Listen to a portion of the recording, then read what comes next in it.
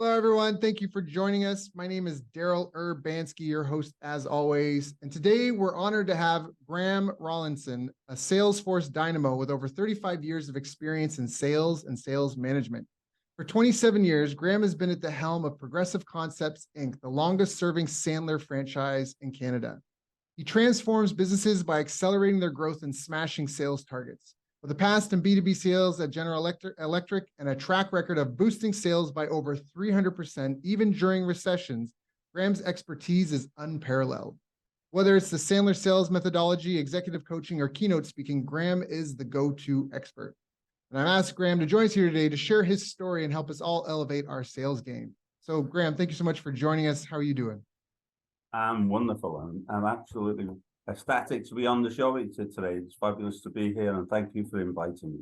Yeah, I'm glad we managed to make it happen. Now, before we get into talking about sales and business and that, I'm curious about how did you even get started? Did you come from a family of entrepreneurs? Would you sit around the dinner table and your dad would go, "Here, son, sell me this pen"? Is that no?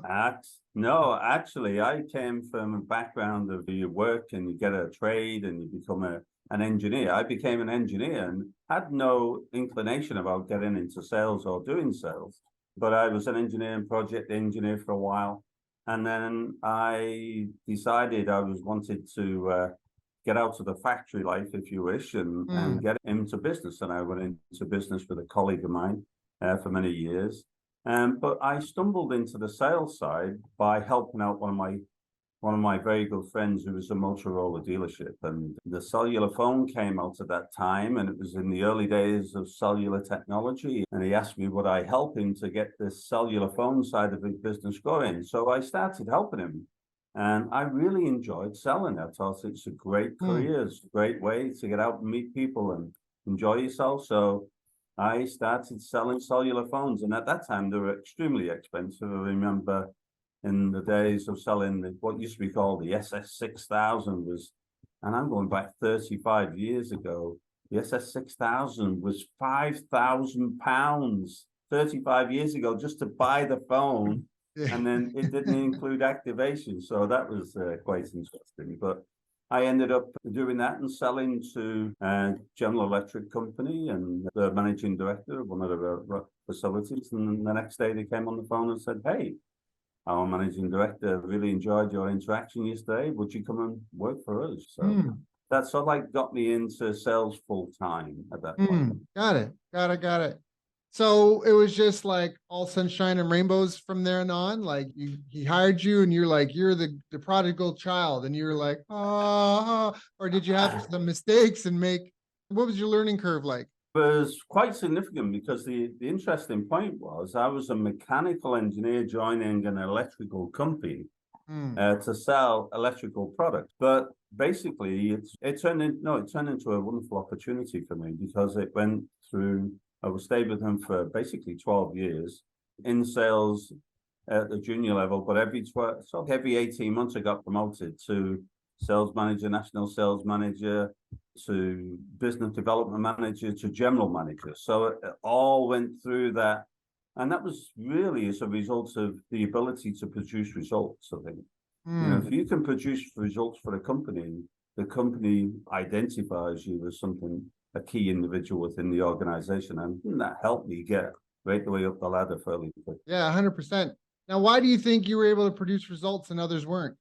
Really, a couple of things, really. First of all, I was passionate about it. I really enjoyed what I was doing, and I was passionate about it. I wanted to show the world at that stage that I was good at what I do. And the other side was having an engineering background and getting into sales, which at that time seems to be a very black magic, a black mirror, smoke and mirrors type of approach to having something which was more formal and more systematic approach to it, which I was used to from the engineering side, really just sort of like made sense. And I think it was that bringing some systematic approach to it, really turned it around into getting the results we were looking for. And that actually happened fairly quickly, to my surprise. And as I said before, coming out to the engineering world, where I was in drawing offices, drafting offices, and going out to the outside world where I'm really enjoying and traveling and things like that. It was just a huge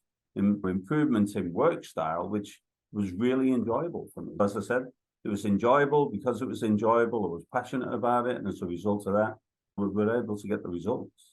Yeah. And it sounds like you were really process oriented. Is that a fair estimate? It is, yeah, because I think one of the issues is when I didn't get the results I wanted to get, and this is when you were saying, did I have any lessons? I learned an awful lot of lessons. Because in the engineering background, it was if you put something in place and it doesn't work, or it's not working to the correct capacity, then you've got to figure out why and fix it. Right. And then when I got into the sales area, I started obviously learning about sales and doing all the things we need to do to generate business. But when I was getting things like people telling me they wanted to think it over and they'd get back to me and then they never returned the calls and I couldn't get back in to see them. And I started looking at the closing ratio and saying, what is my closing ratio? I want to see how effective I'm being. And then once I started measuring that, I used to then think of it from the other side. Yes, I'm doing better than most of the guys on the team. They're around about 20-25% closing ratio. This is back 35 years ago or more. And I'm doing 35%, yet I can be all pleased and excited about that. But what used to drive me insane at that time was 65% of the time it's going nowhere. Why the hell? I can't be that effective if I'm losing 65% of the opportunities. So Right. that's what really got me into what do I need to do to improve that? Because it was great before we got the quote out or whatever the proposal or whatever it was. And then after that, it went quiet. And that was where I couldn't understand. So that really got me into, okay, what's going on here? What do we need to do? Why is this happening? Start to figure out what we need to do to get around those things. Once we did that, that obviously impacted the results. And so what would you recommend maybe someone who's starting out in sales or struggling like you, where they've, okay, I'm getting some sort of results, but take it from a point of view is that the results you get are not necessarily the results you'll always get. You have to look at it from a point of view, if you're not getting the results that you think you should be getting, is don't be blaming anybody else for it. Don't be blaming the prospect or blaming the client. Is look back into yourself and saying, me, there's something I've got to do differently to get a different result. Right. And what is it do I need to do? Why did this go off the rails? Why did this not work? And constantly look to review that, because that's, for me, I was always into the situation of my job is to generate revenue. That's what I've got to do. And when we think about it now, that's every business's job is to generate revenue, right? Right. And I've got to generate revenue. And if I'm not generating revenue, I'm not generating enough that I'm a good return on investment for the company, they'll let me go. And I was passionate about it at that time. So I always used to look back and say, okay, what happened here? Why didn't I get the business? Why didn't I close that piece of business? What happened? And that just got me into the situation of always looking to improve. And that's what I wanted to do, is continually improve. So how would someone who's starting out or struggling that might be listening to this, where would they look first? Where should they look first, so to speak? I would basically go to the library, first of all, or go to whatever. There's so much information online these days. TED Talks, all the different things you can go online and look at to get some inspiration, first of all, and to also get some ideas and insights. There's lots of information you can get on the internet. There's lots of stuff on YouTube. There's lots of stuff that you can go to pump yourself up, if you wish, to get yourself really passionate about what you do and learn in the profession. Because I think a lot of salespeople don't look at sales as a proper profession. You don't look at it as that you're in a profession here and you need to really become really good at it. If you've decided to go into sales and this is what you're going to do for the rest of your life, then you better get good at it. So do what you need to do to learn, listen to other people, listen to podcasts, listen to things like your show, right? So get some insights and start to figure out, what am I doing? What's the assessments of myself? Where am I going wrong? What do I need to do to change to get more productive? First of all, because it really starts with you, right? Once you start to realize that I'm in sales, if I'm going to stay in sales, I want to be good at it, because sales is a fabulous profession if you're good at it, because you can make an awful lot of money, a lot more money in sales than you can do in most other professions, unless you're in some very high technology position, doctor, surgeon, this, that, and the other. But even them, I still think they still have to sell themselves. Even if you're a high profile doctor, you still got to sell yourself to get the clients. Exactly. And it's becoming more evident nowadays. Like years ago, people never used to think lawyers, accountants, engineers, architects, people like that never used to think that you used to have to sell. But what they're finding nowadays is that, hey, we have to sell. We have to, if I'm a lawyer, a solicitor, whatever you want to call them, I need to develop a practice of business, a book of business. The same for an accountant, the same for engineers. Somebody's got to go out and sell those services. And if you buy yourself, then you've got to do it, right? Yep. And we know 75% plus of businesses will fail in the first 5 years. And most of that failure is because they weren't able to generate revenue, enough revenue to keep the business and grow the business. So what are specific skills or behaviors do you feel are important to improve or develop? Specific skills. I think skills is learning your trade, is learning how you're going to sell. The reason why I got involved with Sandler is that they came up with a non-traditional approach to selling, which I felt was matched my engineering background and fit in with what I wanted to do, rather than be the traditional seller, going out there, trying to qualify, present your solution, whatever that is, and then hopefully trying to close on the back end. So I would turn around and say, first of all, look at selling. As I said before, you've got to get passionate about it. You really need the desire. You got to be totally committed to doing the behaviors that you need to do. The problem we have with a lot of salespeople when we first meet them is that they're not comfortable doing certain sales behaviors. But unfortunately, most of those uncomfortable behaviors are the ones that actually lead to generating revenue, such as prospecting, cold calling, reaching out to new prospects, networking, getting referrals. But some people are very uncomfortable doing that. I think as a result of that, they rely upon the behaviors which they're comfortable with. And those, unfortunately, most of those behaviors are not the behaviors that generate revenue. They like putting the presentations together. They like getting ready to go out on a sales trip, but they don't want to do the calls, the introductions and things like that they need to do. They avoid the behaviors which make them uncomfortable. Those are the ones that make you the money. So to recap, you're saying things like prospecting, cold calling, networking, going out. Sounds like there's a big emphasis on that. That is where a lot of the time and energy and effort, at least in the beginning, is where people struggle. If they've done the right prospecting, if they're really out pressing palms, kissing babies, shaking hands, so to speak, it's not about being a master closer sort of thing. It's about really prospecting and finding the people that need help. That's right. Yeah, basically, at the end of the day, you've got to find somebody who needs what you do, needs what you provide, whether it's a service or a product. You've got to go out and find them. They don't know how to find you. Yes, there's lots of work going on the internet. There's lots of keyword searches and Google searches and all this type of thing. But when they're finding you, they're also finding your competition. It's when people either contact you or you contact people that you have the opportunity to show them that you're different. And it's the way that you interact.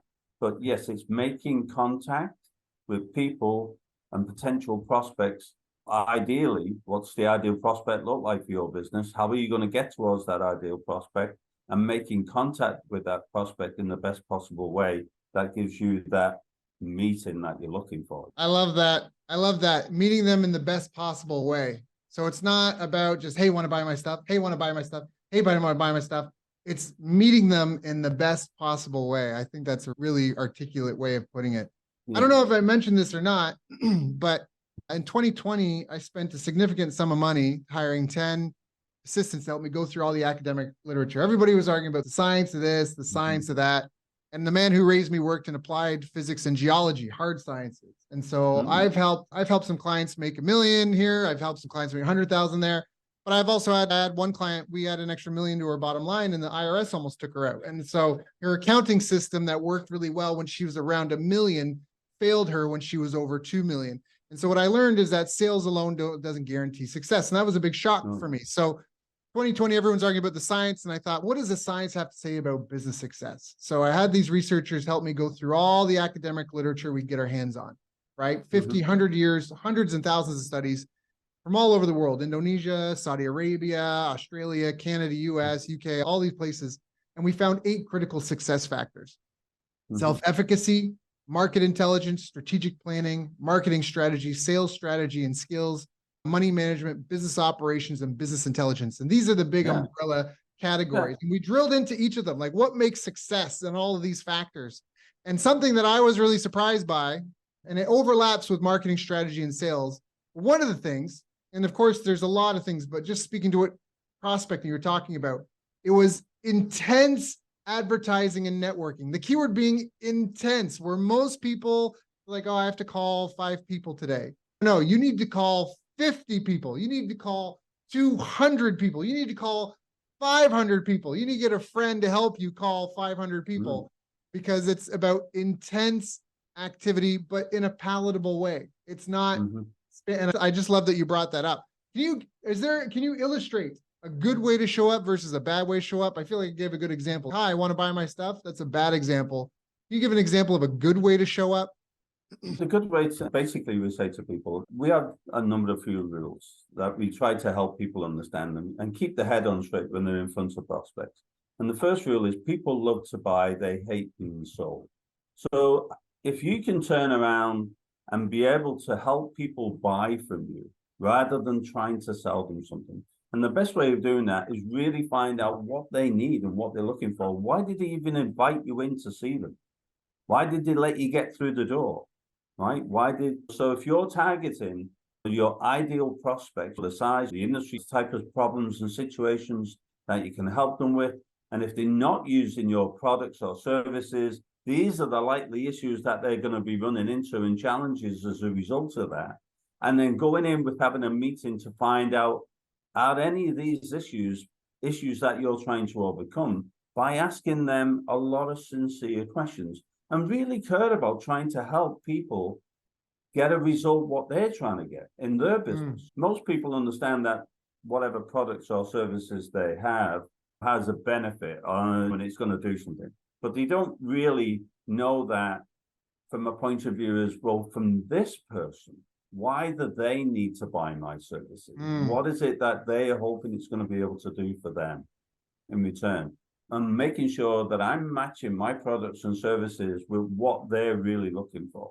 And not trying to tell them, hey, this is what you need. This is the best thing since sliced bread. Yes. But getting them to turn around and say, hey, I'm not sure whether you're having any of these issues. Typically, clients who work with us come to us because they're looking to help overcome A, B, C, 7, whatever issues. Right. I don't know what any of those issues for you. If they are, tell me about them. What are those issues? That's and let's dig down deep. I love that. I love that. I love that. So most people are showing up and they're selling themselves, even if it's not their product. And if the prospect doesn't buy, they feel personally rejected because they're the singing and dancing bear and they're seeking validation. Look at me, I'm so shiny, and you want to do business with me, when it's actually has nothing to do with you. And 2/3 should be all about the other person. And then the last third should just be ultimately going, hey, this is your problem. This is the situation. This is the kind of solution you said you were looking for. Would this, I think this might fit. Do you? Here's why I think it might fit. Would you agree? Is that a rough outline, so to speak? Obviously, we only have an hour or so less. Yeah. It's basically very close to it to create a approach, if you wish, but basically, yes, it's one of those situations where you help people. I'll give you a key word here. You help other people discover that they need you. Yes. Ooh, that's a good one. And you get that by asking them questions which are relative to their situation and relative to them, and helping them get them to tell you their story about what's going on and what's going wrong. And not only what's going wrong, but why is it going wrong and what's the impact to them as well. And when they tell you their story, and you follow along without having a mindset, what's in it for me as the sales guy, but truly trying to understand exactly what the prospect's experiencing and what they need to do and what they're trying to do to fix the problem is the key. People love being around people who can help them.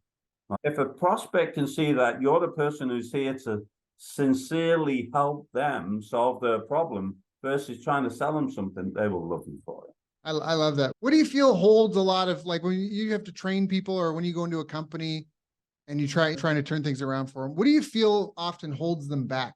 Sometimes a number of different things. Very often we do what we call Salesforce effective and improvements analysis. And very often, in the first place, they don't have the right people in the right seats, if you wish, in the company. They got people, they brought on the wrong people very often.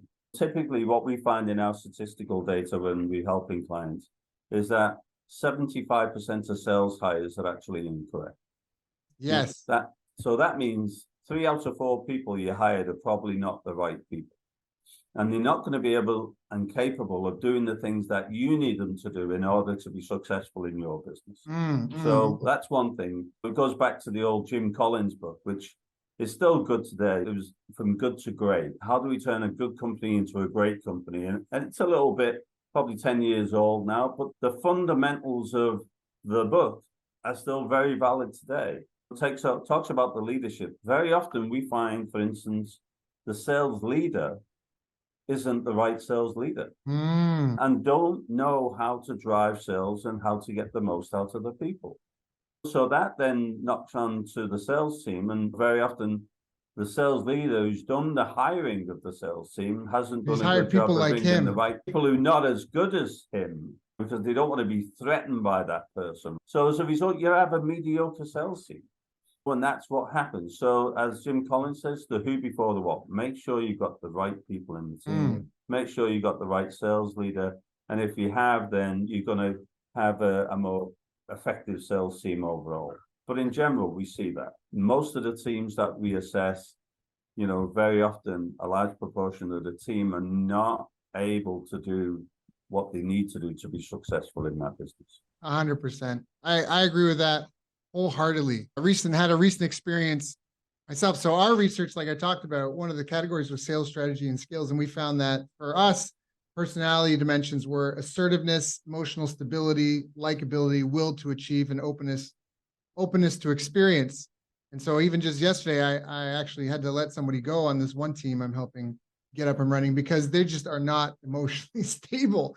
They're not coachable. They're not emotionally stable. And I had to, because it's not my team. So I'm partnering with the company, and basically I'm trying to be like an ambassador, so to speak, boots on the ground with an agency they want to work with here. And that was exactly what you said. I had to talk to them. I'm like, listen, we've got to replace them. This is the 4th rehire. And I'm trying to drill into them. Like, we need to hire to these personality traits. Now, if I'm grossly incorrect, let me know. But I feel like this is like and I had to tell them last night that this person just was not, we had a one-on-one with them. Nothing, like, I've done so many one-on-ones in my career, in my life, nothing special about this one. Person disappeared for 2 days because they were like, they just couldn't take any feedback. And there was nothing harsh. There was anything about that. That's a real, I think the who before the what is right. Because if you ask a fish to climb a tree, you're just going to have a lot of stress. And so you need to have people that, like you mentioned, networking requires a certain level of people skills. Asking for sales requires a certain amount of assertiveness. Dealing with 65% of them saying no or more, potentially, if you're not good, requires some emotional stability. And so I agree with that 100-fold. Now, what do you feel, is the future of this industry changing? Like, where are things going? We're obviously facing some geopolitical conditions. There's technology. Technology is flying in sales now. And we're saying technology, not only technology, but sales has changed more in the last 5 years. And there's so much stuff coming. AI, for one, right? AI is out there, and it's coming out in many different forms. We've got sales enablement, which is taking off, which AI is kicking onto sales enablement. A lot of people don't really understand sales enablement, but the different tools that are out there. CRM is a sales enablement tool, but now there's so many tools which are coming out which would go on top of the CRM to help you.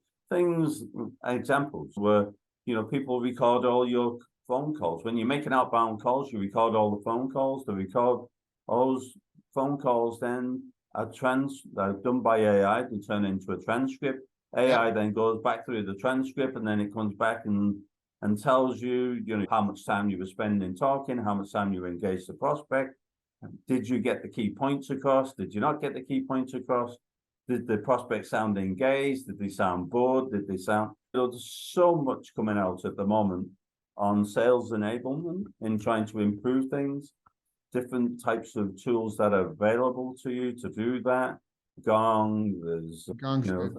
you've got chat GPT, which is out there now, and everybody's jumping onto chat. And you can always tell when you're getting an email from chat because hope this email's finds you well. Same line all the time. So now there's humanity that she's coming up, which makes the GP chat stuff more human. But there's just so much going on. There's video emails, right, where you're recording a video email instead of a normal email that you used to be sending out. And salespeople are not comfortable sitting down trying to do an email, which is a video now. So now they've got to set up a little bit of a studio, Yeah. or they're wondering whether they need lights, action, and a script, and all this type of things. But there's just so much coming out at the moment. And if you're a salesperson and you're not keeping up with what's going on, you're going to be left behind very quickly. Because technology and salespeople now need to become very aware of what technology is available and how they can use that technology to accelerate their growth and to accelerate some of the sales practices and behaviors that they need to do. For instance, cold calling. I have a lot of clients who are in the digital marketing space and search engine optimization and websites and Google stuff and all that. But they're still cold calling as their primary way to generate business, right? And the old days of having to pick up a phone and dial a phone number and wait for somebody to answer and deal with voicemail or deal with automated attendance or deal with the executive assistant who doesn't want to put you through to anybody, right? The person, particularly if you're calling on the C-suite, you can, as you said before, it's not about doing 10 calls and taking an all day to do that. It's about being able to do 150 calls in 2 hours by the use of technology, right? Because it's about actually speaking to people. So how can we accelerate the speaking to people quickly and more often and be able to condense that into 2 hours instead of taking a whole day of dialing and dealing with voicemails and leaving voicemails and hoping people are going to return your call? Yeah, I agree. So you need to understand what's going on in the sales world and in the sales enablement world and how to use that moving forward to accelerate your growth and accelerate your effectiveness. And do you think cold calling's going away anytime soon? It's everything. It went away for a little while because the first thing, the fax came out years ago, right? Fax machines. So people are doing broadcast fast. Oh, that's going to kill cold calling. And then emails come out. No, it's nothing still beats you picking up the phone and getting through to somebody and having that conversation. If you think about it, if you're on LinkedIn, if you're on Instagram, you're trying to generate that actual conversation face to face, or not face to face, but voice to voice over the phone, whether it be a Zoom call or whether it be a cold call. You're trying to get that two-way conversation going. I get hundreds of emails every week people trying to set me up on it. We want to join you on a Zoom call next week at 2 p.m. Will that work for you on Tuesday? Yeah. I get 10 of those a day. And obviously, we don't even open them anymore. Picking up the phone, dialing, and having an efficient and effective way to do it, dialing to the right type of customer base, your ideal clients, your ideal prospects, using something like Zoom Info to get the direct phone number and not the office phone number, so you reach them with the direct number is still a good way of doing business. However, we have to be careful depending upon in certain countries and certain states and provinces, unsolicited cold calls are against the law. So in certain countries, it's not an issue. Obviously in the US, in certain states, it's an issue. There's ways of dealing with that. Right. 100%. I agree. A lot of people don't realize that, again, as all a company is a group of people that solve the pain of another group of people, and they do it with a product or service. And just that intense advertising networking of meeting new people and trying to figure out who is a good fit and who isn't a good fit, and having, not just by saying, hey, here's what I got, do you like it? But actually trying to have that conversation to help qualify them is definitely going to win the day no matter what. You can, I learned this with one of my earliest clients, at least with paid ads, is that once we had things dialed in with paid ads, we go, hey, let's go get 300 new customers. let's write a check, because we had something that was proven and tested. Now, getting there was, was one thing, but it's the same thing. If you can just I can call 200 people today, and out of those, maybe I'll find one customer. Geez, if you do that, how much is a customer worth? If you do that every day of the year, then how many customers would that be? If you had 5 people do that every day of the year, and how much SEO work would it take to generate that? Like, it just doesn't compare versus going out and hunting and meeting those people on your own. So I think that's a great tip. And I don't necessarily think that's going to go away ever, in the sense of, I always say a business is like a black box that solves problems, like a dentist office. I'm hurting, I'm in pain, I'm crying. I go into this black box, I leave smiling, beautiful teeth on the other side. And so as the owner, you should be out to find everybody that in pain that you can help. And I think that's a big one. And you alluded to it before. One of my earlier kind of coaches on this was saying, you got to get people to put their testicle on the table. And that's the dance, right? So this guy's, he's come to see the doctor and he's asking about like herbal meds stuff. And the doctor's, what's going on? And the guys, I don't want to talk about it. I just want, like, what are your top 3 herbal meds? And he's like, no, but what's the problem? If I give you the wrong thing, it could kill you. And he's like, well, I don't. And you got to get the guy to put his swollen testicle on the table so you can talk about it and examine it. What have you tried before? How did this arrive? And then give a proper diagnosis and prescription. Yes, well, we still call it sales malpractice, right? Yeah. If a doctor prescribed you a treatment without doing the proper testing, blood works, x-rays, MRIs, whatever that may be, CT scans, to find out what's the problem before they prescribe the medication, then they'd be sued for malpractice. Yes. But how many salespeople are out there? They have no clue what's wrong with the prospect. They don't understand what's going on with the prospect. And yet they dare turn around and saying, boy, have I got the cure for you. 100%. Without even understanding the prospect situation. And unfortunately, that's still going on today. I love that. One of the things you mentioned before, which I wanted to go back to, is you mentioned those 8 different things that you analyzed. So how many we've worked with thousands of salespeople.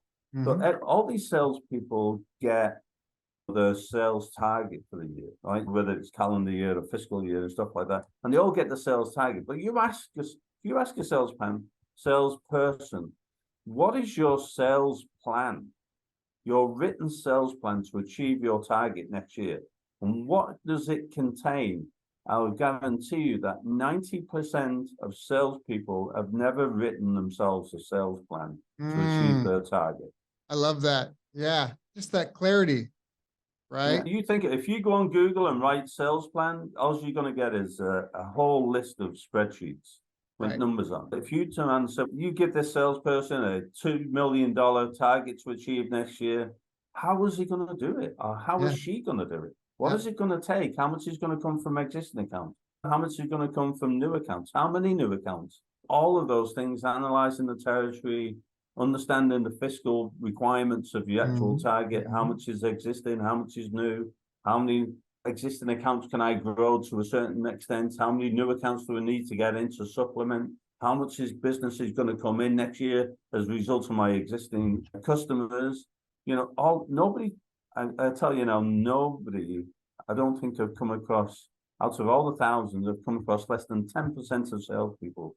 When I've asked them, what's your sales plan to achieve your target next year? They all look at you. Like with blank stares. As if, what do you mean a sales plan? I've got this number.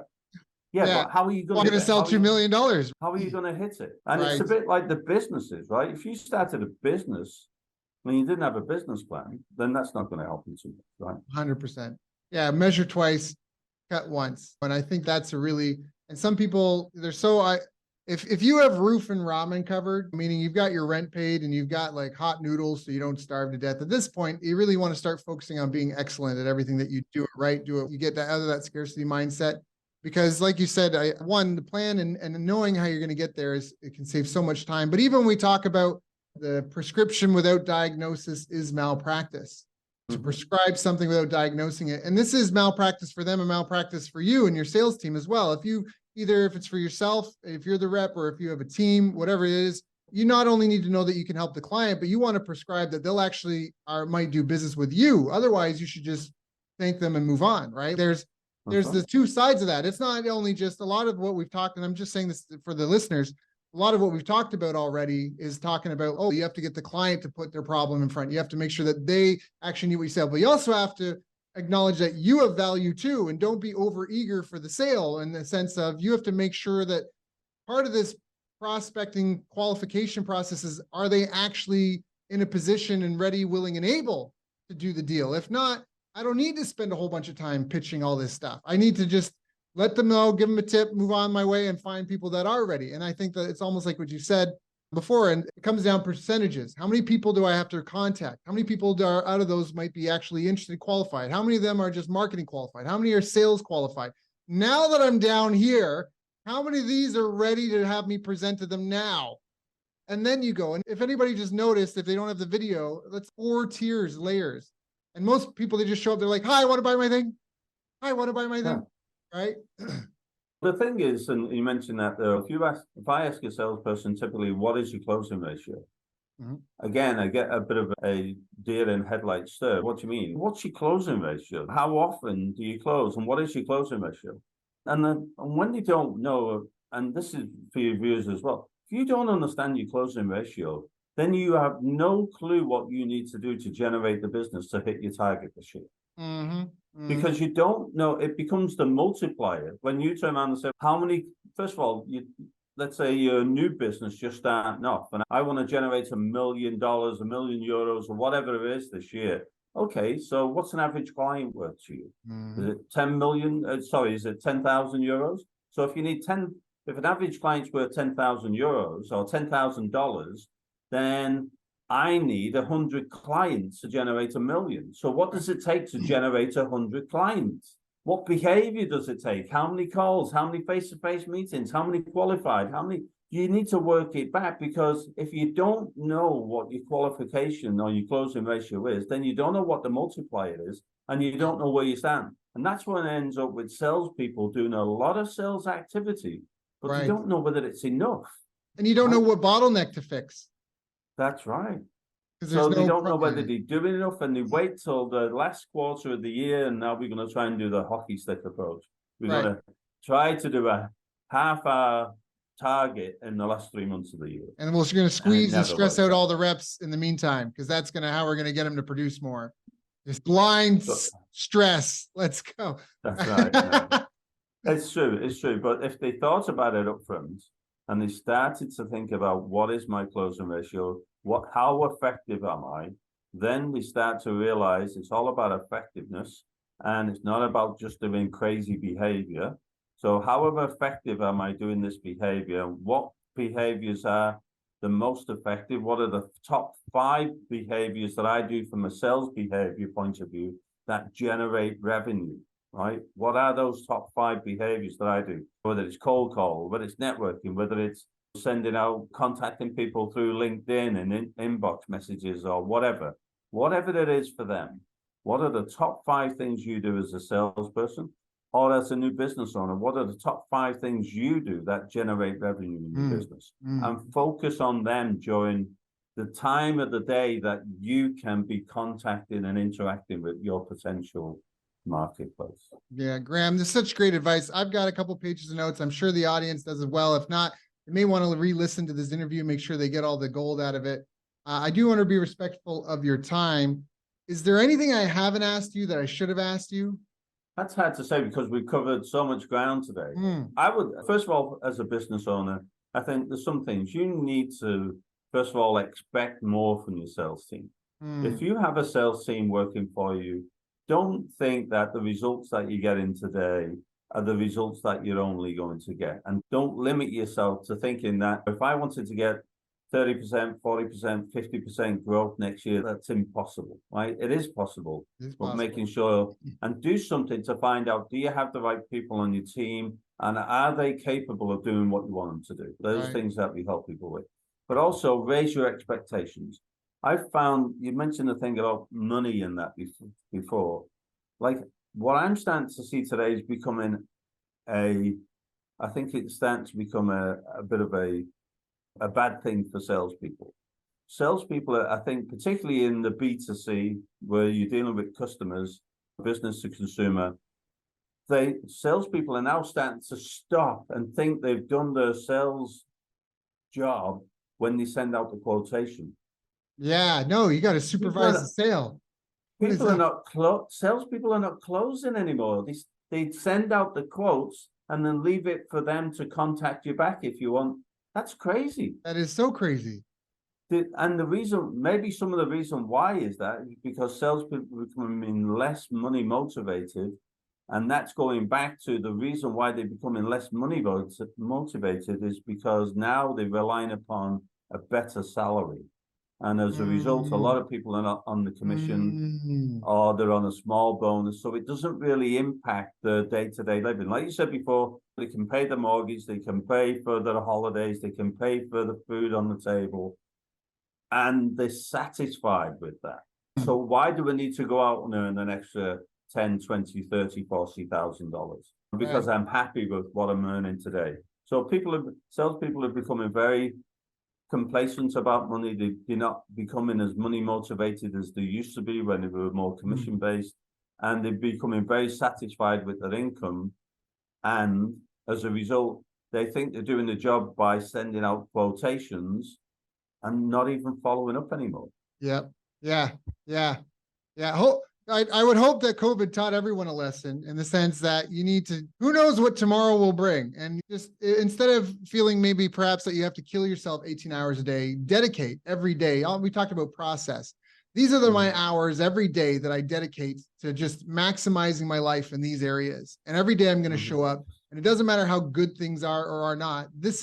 I had an early retirement and I ended up falling victim to my vices. I smoked a lot of weed, and it was partially because a lot of the things, and I actually have a relative had something similar happen, that they worked a union job for years and they would come home after work, have a couple of beer, watch a hockey game, right? But then they injure their shoulder at work and they get 8 months paid leave for the injury. Now they're just at home all day and they're just drinking all day, and right. And all of a sudden now that's become a problem. And so my point here is that when I had my mini retirement, I really found, at least for myself, and this maybe speaks to these sales reps, if anybody's listening and they're like, yeah, I've got to go, like, what am I trying to say? You have to find a deeper purpose why, because you may or may not realize that some of the things in your life are just there because you've got these crutches, whether it's a boss that's holding you accountable, whether it's a gym buddy that makes sure you go to the gym every day. You really got to figure out and tap into your deeper why, because otherwise that thing may be removed at some point in time. Oh, I'm fine, I'm coasting, I'm good. And then all of a sudden COVID happens. You're like, oh, I wish I had 6 months worth of money in the bank. These things, right? I'm just focused on the process and your why. And I used to, when I was a kid, saw this movie called Groundhog Day, and it really made an impression on me because this guy, he gets stuck in a time loop. He's like he's a terrible character. He's not really a good guy. And he just wakes up one day and he's reliving the same day over and over. And the movie's funny. He tries all these ways to get out of it. But at the end of it, he basically submits that this is it. I'm stuck in this time loop. And if I'm going to relive this day every day of my life, then I'm going to make it the best day I can. And he becomes the best person. He learns to play the piano and he learns where to be to catch the kitten that falls out of the tree at this time of day and all this stuff like that. And then suddenly, when he's become the best person he can be, he wakes up and gets the next day. And that made me think, what is the person I would need to be? What sort of 24-hour routine would I need to have, what I need to live, that I could repeat 7 days a week for 80 years? And not only would I love who I become, but I'd love the life that I built. And what would that have to look like? And I think that comes back to you saying they're not necessarily money motivated. Like you have to be, focus on being excellent in what you do, loving what your sport is, and being in it being in it for the grind, the beauty of it, the process, and to optimize that. And I think that hopefully we've inspired some people today. Graham, if people have more questions, if they have more comments, if they want to learn more, if they would like to get in touch with you, what are the best ways for them to reach out? Probably email would be probably the best way to reach out for most people because we deal with time differences and things like that. So email or LinkedIn. You can reach out for me on LinkedIn, Graham Rawlinson on LinkedIn. My email address is graham.rawlinson@sandler.com. I'm sure you'll provide information later on that people can get in touch. But I'm very open to getting some feedback and giving some little advice to people to help them get going and overcome some of the issues. And I hope they got something out of today's session. Yeah, 100%. So those listening, go definitely reach out to Graham. Clearly, he walks his talk and knows his stuff. You can find him on LinkedIn at GRAHAM RAWLINSON. And you can email him the same, Graham Rawlinson, GRAHAM Rawlinson at Sandler.com, Sandler. Graham, thank you so much for coming and sharing. I know you're busy. I know you've got a schedule. I know you've got your own following, your own family, your own stuff to take care of. Thank you for coming and sharing with my audience and I so we can all perform a little bit better. Thank you very much for having me on the show, and I look forward to maybe sometime appearing again for you. Thanks very much for your time today. Yeah, we'd love to have you back.